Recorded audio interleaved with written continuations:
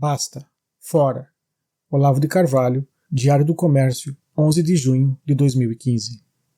Volto a explicar, agora ponto por ponto, a catástrofe estratégica monstruosa com que o PT destruiu a si mesmo e a nação. 1.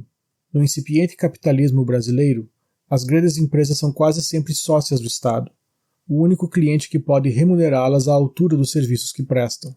2. Por isso elas acabam se incorporando ao estamento burocrático de que falava Raimundo Fauro, o círculo dos donos do poder, que fazem da burocracia estatal um instrumento dócil dos seus interesses grupais, em vez da máquina administrativa impessoal e científica que ela é nas democracias normais. 3. Nesse sentido, o sistema econômico brasileiro não é capitalista nem socialista, mas sim patrimonialista, como destacaram, além do próprio Fauro, vários estudiosos de orientação liberal, entre os quais Ricardo Vélez Rodrigues, Antônio Paim e o embaixador José Osvaldo de Meira Pena. 4. Nos anos 70 do século passado, os intelectuais de esquerda que sonhavam em formar um grande partido de massas tomaram conhecimento do livro de Raimundo Fauro, Os Donos do Poder, Formação do Patronato Político Brasileiro, então lançado em aumentadíssima segunda edição, e entenderam que o curso normal da Revolução Brasileira não deveria ser propriamente anticapitalista, mas antipatrimonialista. O ponto focal do combate já não seria propriamente o capitalismo, e sim, com nomes variados, o estamento burocrático. 5.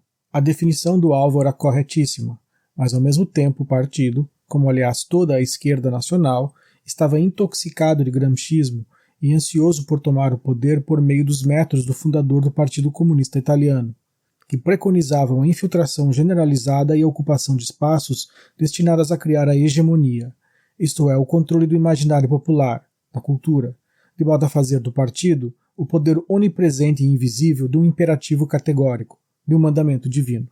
6. A aplicação do esquema gramscista obteve mais sucesso no Brasil do que em qualquer outro país do mundo.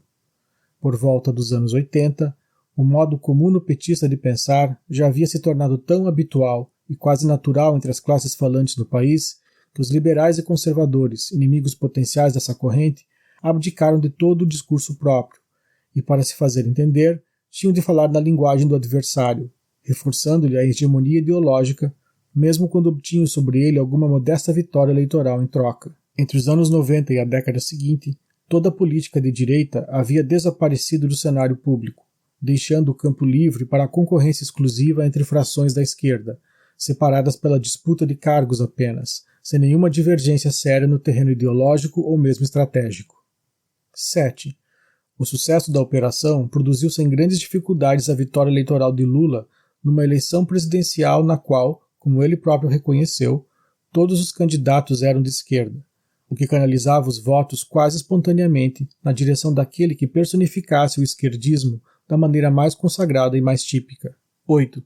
Com Lula na presidência, intensificou-se formidavelmente a ocupação de espaços, fortalecendo a hegemonia ao ponto de levar ao completo aparelhamento da máquina estatal pelo comando comune petista, que ao mesmo tempo precisava da ajuda das grandes empresas para cumprir o compromisso assumido no Foro de São Paulo, coordenação estratégica da política comunista no continente, no sentido de amparar e salvar do naufrágio os regimes e movimentos comunistas moribundos espalhados por toda parte. 9. Inevitavelmente assim, o próprio partido governante se transformou no estamento burocrático que ele havia jurado destruir, e, imbuído da fé cega nos altos propósitos que alegava, atribuiu-se em nome deles o direito de trapacear e roubar em escala incomparavelmente maior que a de todos os seus antecessores, sem admitir acima de si nenhuma autoridade moral a qual devesse prestar satisfações. O próprio Sr. Lula expressou esse sentimento com candura admirável, afirmando-se o mais insuperavelmente honesto dos brasileiros, ao qual ninguém teria o direito de julgar, e isso no momento em que seu partido, abalado por uma tremenda sucessão de escândalos, já era conhecido no país todo como o partido ladrão por excelência. 10. Assim, não apenas o PT fortaleceu o patrimonialismo, como frisou o cientista político Ricardo Vélez Rodrigues, mas se transformou ele próprio na encarnação mais pura e aparentemente mais indestrutível do poder patrimonialista, soldando, numa liga indissolúvel, a ilimitada pretensão esquerdista ao monopólio da autoridade moral, os anseios do movimento comunista continental, os interesses de grandes grupos industriais e bancários, o aparato cultural amestrado, mídia, show business, universidades e, last not least, o instinto de sobrevivência da classe política praticamente inteira. 11. Tal foi o resultado da síntese macabra que denominei fauro-gramscismo, a tentativa de realizar por meio da estratégia de Antônio Gramsci a revolução antipatrimonialista preconizada por Raimundo Fauro. Na medida em que ao mesmo tempo instigava o ódio popular ao estamento burocrático e por meio da ocupação de espaços se transfigurava ele próprio no inimigo odiado, personificando-o com traços repugnantes aumentados até o nível do absurdo e do inimaginável, o PT acabou por atrair contra si próprio, em escala ampliada, a hostilidade justa e compreensível da população aos donos do poder, aos príncipes coroados do Estado cleptocrático. 12. Ao longo do processo, a ocupação de espaços reduziu o sistema de ensino e o conjunto das instituições de cultura a instrumentos para a formação da militância e a repressão ao livre debate de ideias, destruindo implacavelmente a alta cultura no país e, na mesma medida, estupidificando a opinião pública para desarmar sua capacidade crítica.